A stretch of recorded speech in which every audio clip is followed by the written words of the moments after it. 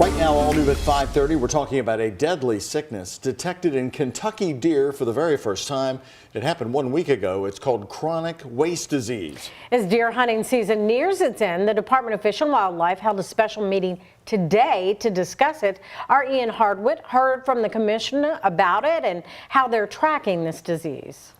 The department is fully prepared to handle CWD, but ultimately we want our hunters and our deer hunters, our landowners, and wildlife enthusiasts to not panic.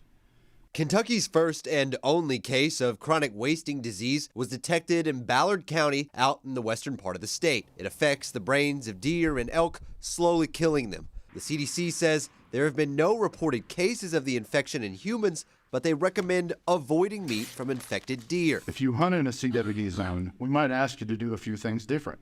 But as hunters, we learn to adapt, and we can confidently say deer hunting will continue.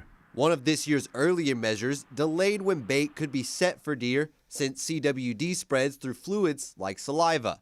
Hopefully slow down the process of CWD spreading into Kentucky. Hunters David Waterman and Austin Allen with Kentucky Thermal Drone Deer Recovery help people find deer they've lost while hunting. And we know the feeling, and to see the joy on people's faces when their deer pops up on the little controller screen is pretty cool.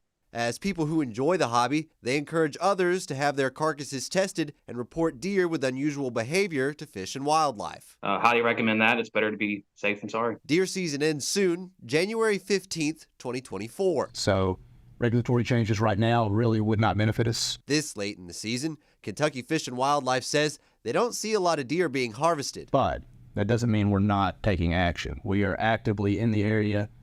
We're collecting samples. We're having quite a bit of success just with roadkills right now. Testing dead deer for the disease is most effective because they can carry it around for a year and a half without showing any symptoms. It's why the department encourages hunters to drop off their deer heads for testing. Right now, they have over 1,200 samples waiting for a result. And the majority of those are from our statewide surveillance. They expect to complete testing from the large batch in February. In Louisville, Ian Hardwick, WHAS 11, on your side.